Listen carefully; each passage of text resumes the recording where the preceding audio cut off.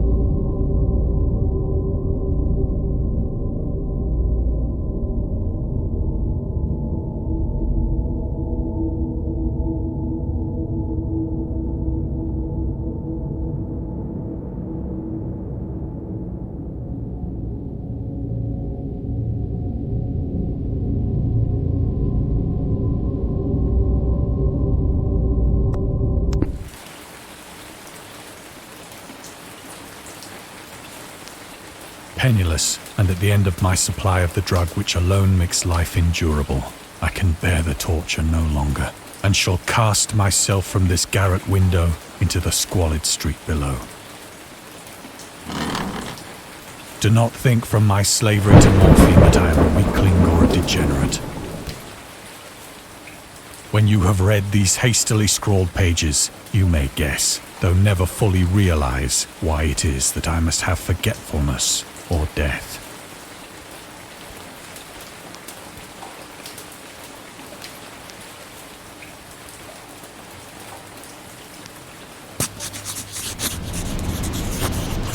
It was in one of the most open and least frequented parts of the broad Pacific that the packet of which I was supercargo fell a victim to the German sea raider.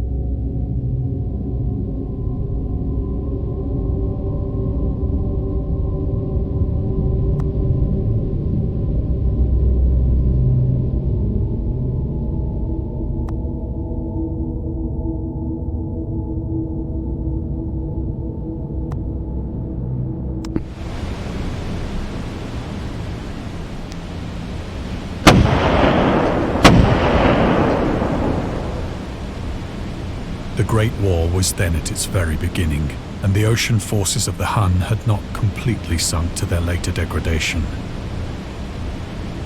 So that our vessel was made a legitimate prize, whilst we of her crew were treated with all the fairness and consideration due us as naval prisoners.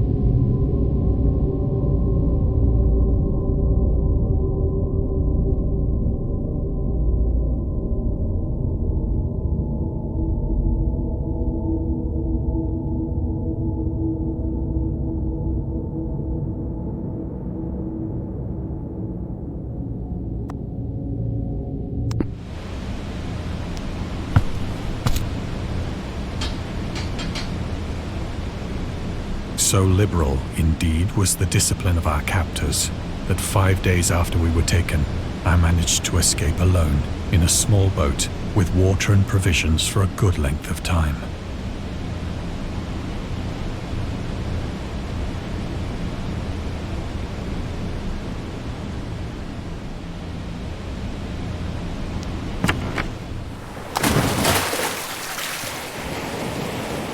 finally found myself adrift and free, I had but little idea of my surroundings. Never a competent navigator, I could only guess vaguely by the sun and stars that I was somewhat south of the equator. Of the longitude, I knew nothing, and no island or coastline was in sight.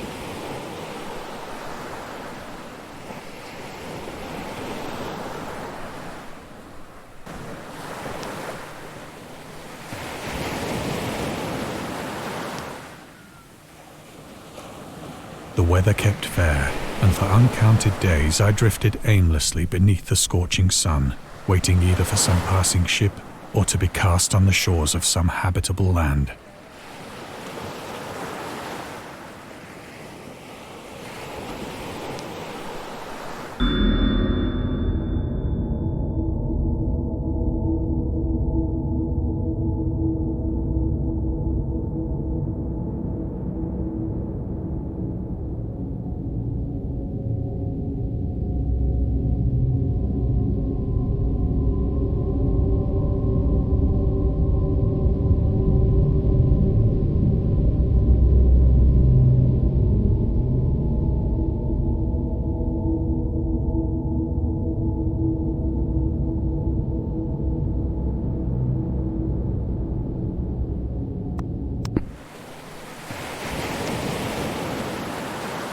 But neither ship nor land appeared, and I began to despair in my solitude upon the heaving vastness of unbroken blue.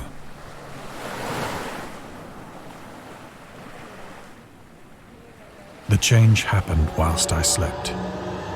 Its details I shall never know, for my slumber, though troubled and dream-infested, was continuous.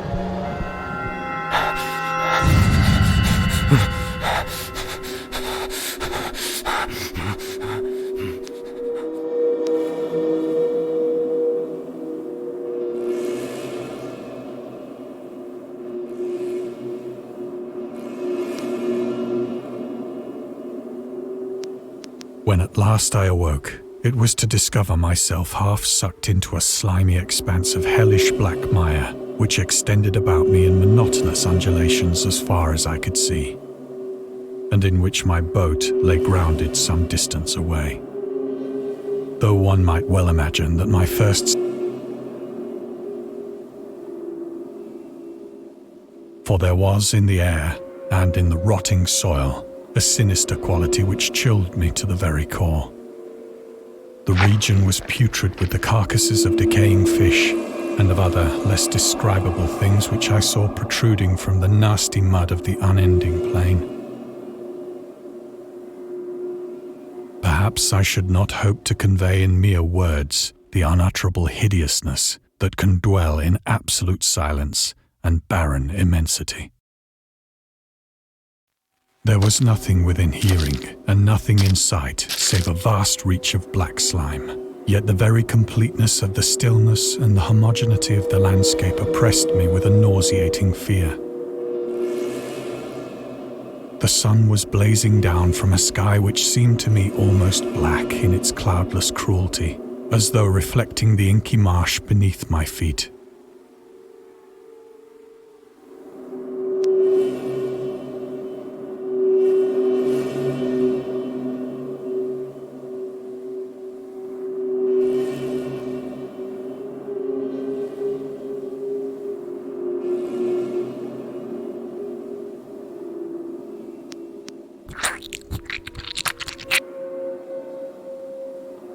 As I crawled into the stranded boat, I realized that only one theory could explain my position. Through some unprecedented volcanic upheaval, a portion of the ocean floor must have been thrown to the surface, exposing regions for which innumerable millions of years had lain hidden under unfathomable watery depths. So great was the extent of the new land which had risen beneath me, that I could not detect the faintest noise of the surging ocean, straining my ears as I might. Nor were there any seafowl to prey upon the dead things.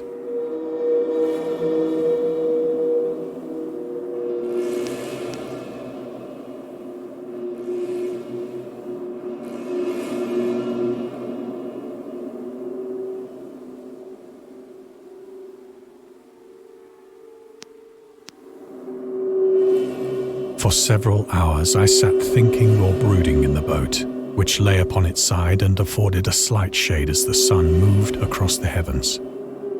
As the day progressed, the ground lost some of its stickiness and seemed likely to dry sufficiently for traveling purposes in a short time. That night I slept but little, and the next day I made for myself a pack containing food and water, preparatory to an overland journey in search of the vanished sea and possible rescue.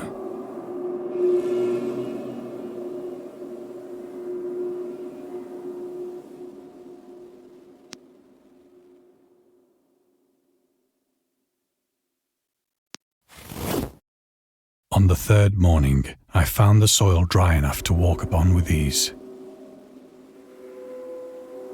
The odor of the fish was maddening, but I was too much concerned with graver things to mind so slight an evil, and set out boldly for an unknown goal.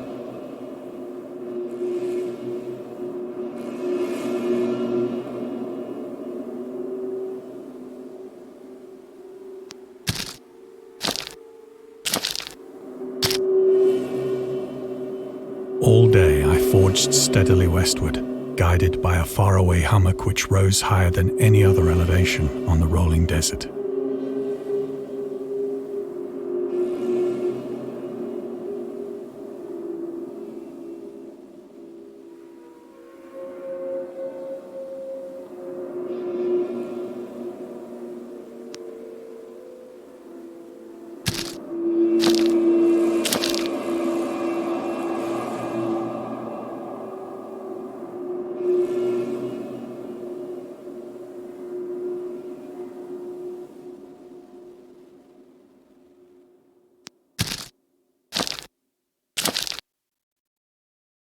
That night I encamped, and on the following day still travelled toward the hummock, though that object seemed scarcely nearer than when I had first espied it.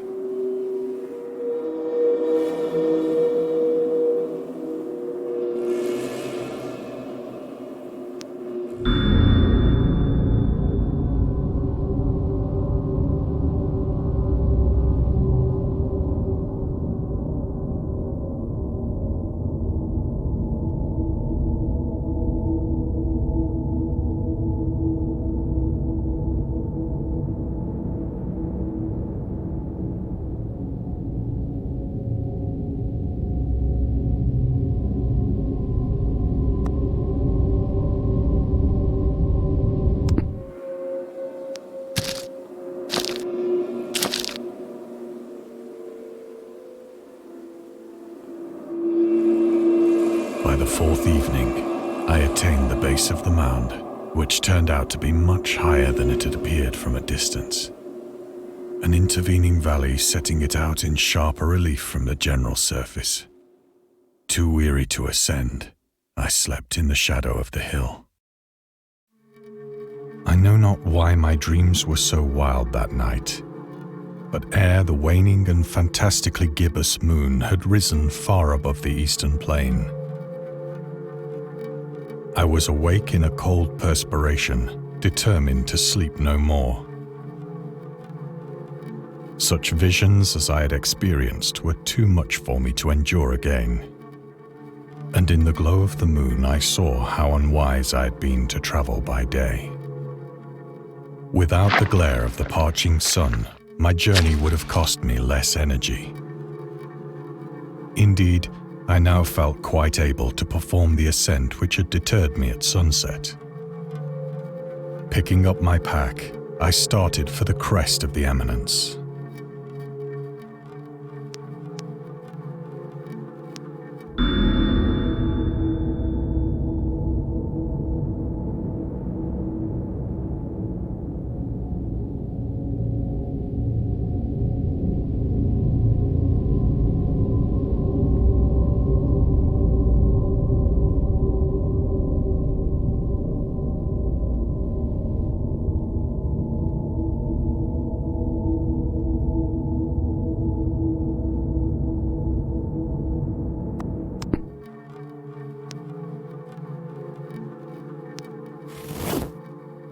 have said that the unbroken monotony of the rolling plain was a source of vague horror to me. But I think my horror was greater when I gained the summit of the mound and looked down the other side into an immeasurable pit or canyon, whose black recesses the moon had not yet soared high enough to illumine. I felt myself on the edge of the world, peering over the rim into a fathomless chaos of eternal night. Through my terror ran curious reminiscences of Paradise Lost and of Satan's hideous climb through the unfashioned realms of darkness. As the moon climbed higher in the sky, I began to see that the slopes of the valley were not quite so perpendicular as I had imagined.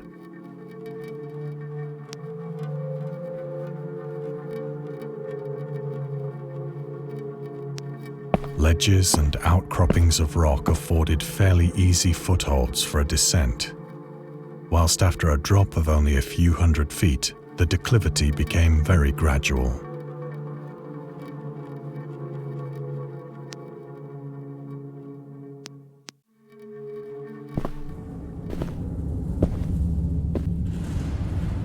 Urged on by an impulse which I cannot definitely analyze, I scrambled with difficulty down the rocks and stood on the gentler slope beneath, gazing into the Stygian deeps, where no light had yet penetrated. All at once, my attention was captured by a vast and singular object on the opposite slope, which rose steeply about 100 yards ahead of me, an object that gleamed whitely in the newly bestowed rays of the ascending moon.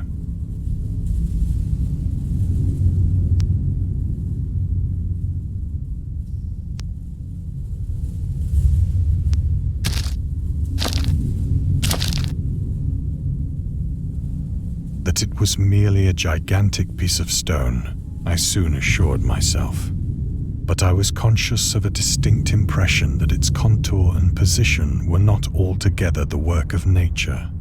A closer scrutiny filled me with sensations I cannot express.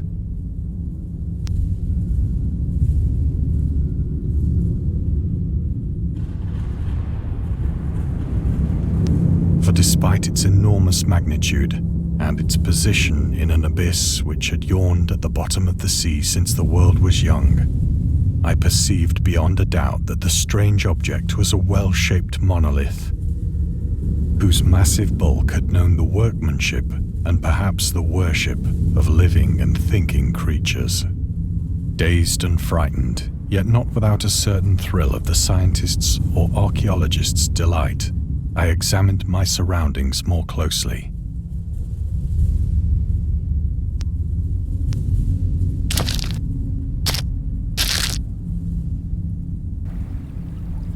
The moon, now near the zenith, shone weirdly and vividly above the towering steeps that hemmed in the chasm, and revealed the fact that a far-flung body of water flowed at the bottom, winding out of sight in both directions and almost lapping my feet as I stood on the slope. Across the chasm, the wavelets washed the base of the cyclopean monolith, on whose surface I could now trace both inscriptions and crude sculptures.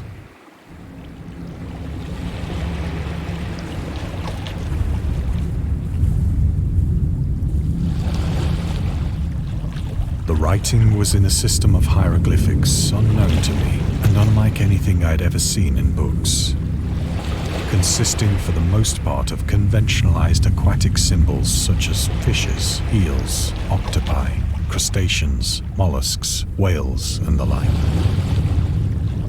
Several characters obviously represented marine things which are unknown to the modern world, but whose decomposing forms I had observed on the ocean-risen plain. It was the pictorial carving, however, that did most to hold me spellbound.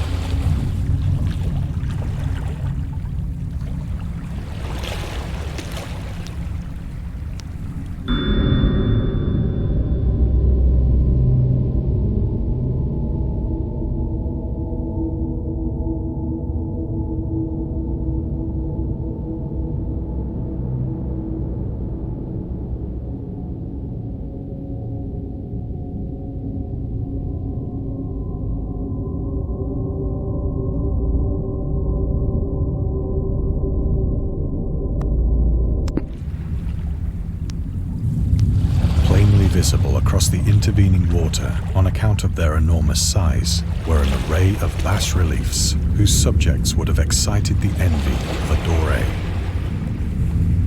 I think that these things were supposed to depict men, at least a certain sort of men. Though the creatures were shown disporting like fishes in the waters of some marine grotto, or paying homage at some monolithic shrine which appeared to be under the waves as well. Of their faces and forms I dare not speak in detail, for the mere remembrance makes me grow faint. Grotesque beyond the imagination of a Poe or a Bulwer.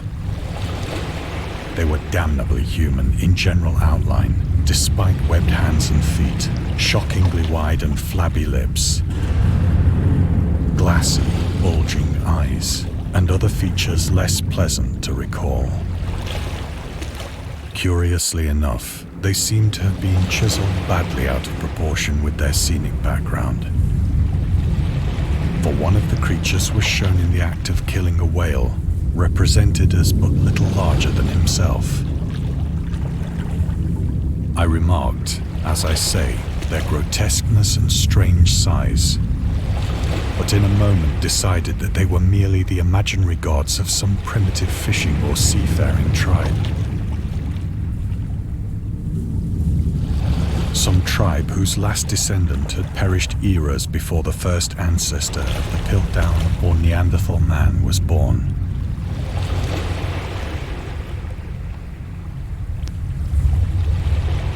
Awestruck at this unexpected glimpse into a past beyond the conception of the most daring anthropologist, I stood musing whilst the moon cast queer reflections on the silent channel before me. Then, suddenly, I saw it. With only a slight churning to mark its rise to the surface, the thing slid into view above the dark waters. Loathsome, it darted like a stupendous monster of nightmares to the monolith, about which it flung its gigantic scaly arms, while it bowed its hideous head and gave vent to certain measured sounds. I think I went mad then. Of my frantic ascent of the sloping cliff and of my delirious journey back to the stranded boat, I remember little.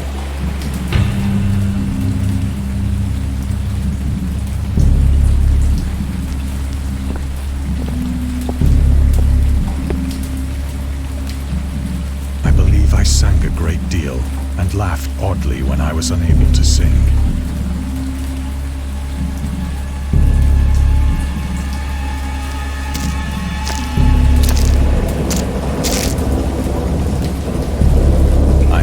Distinct recollections of a great storm sometime after I reached the boat.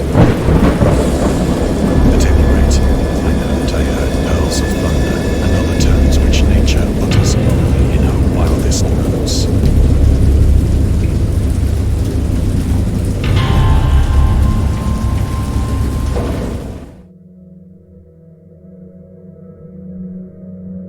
When I came out of the shadows, I was in a San Francisco hospital. Brought thither by the captain of the American ship which had picked up my boat in mid-ocean. In my delirium, I had said much, but found that my words had been given scant attention. Of any land upheaval in the Pacific, my rescuers knew nothing, nor did I deem it necessary to insist upon a thing which I knew they could not believe.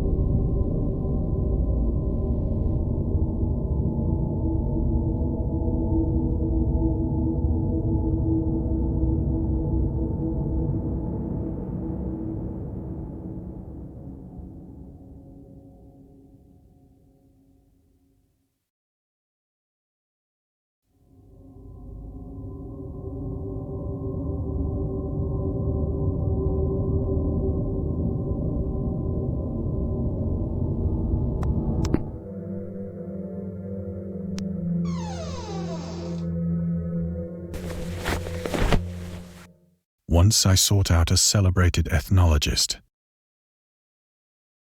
and amused him with peculiar questions regarding the ancient Philistine legend of Dagon, the fish god.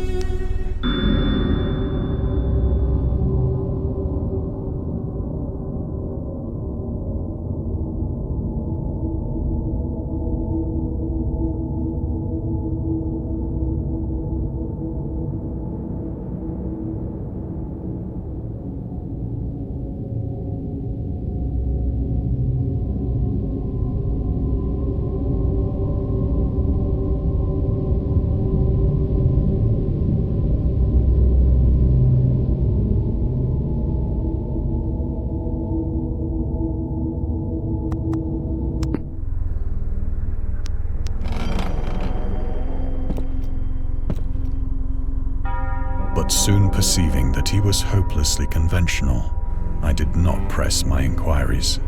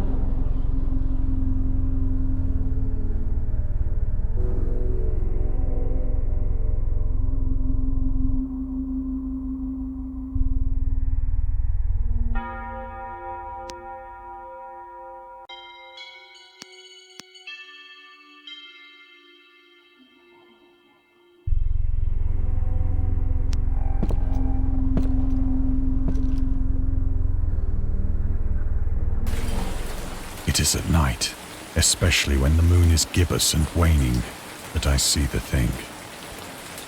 I tried morphine, but the drug has given only transient surcease and has drawn me into its clutches as a hopeless slave. So now I am to end it all, having written a full account for the information or the contemptuous amusement of my fellow men.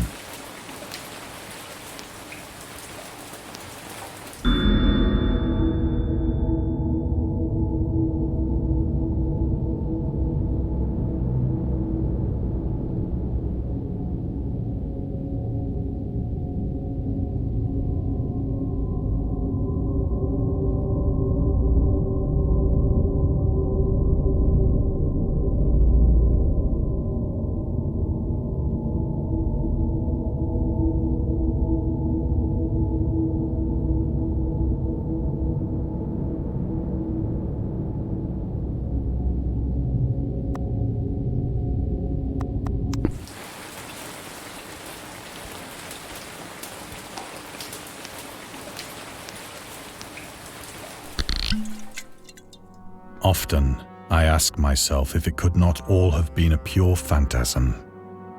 A mere freak of fever as I lay sun-stricken and raving in the open boat after my escape from the German man-of-war. This I ask myself, but ever does there come before me a hideously vivid vision in reply. I cannot think of the deep sea without shuddering at the nameless things that may at this very moment be crawling and floundering on its slimy bed, worshipping their ancient stone idols and carving their own detestable likenesses on submarine obelisks of water-soaked granite. I dream of a day when they may rise above the billows to drag down into their reeking talons the remnants of puny, war-exhausted mankind. Of a day when the land shall sink and the dark ocean shall ascend amidst universal pandemonium.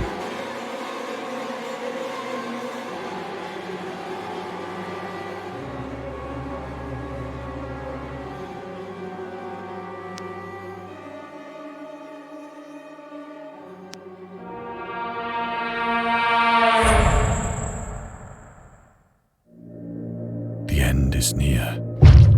I hear a noise at the door, as of some immense slippery body lumbering against it.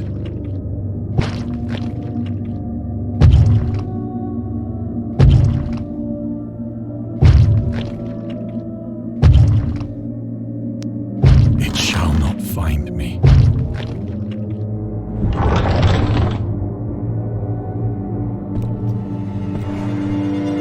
God, that hand!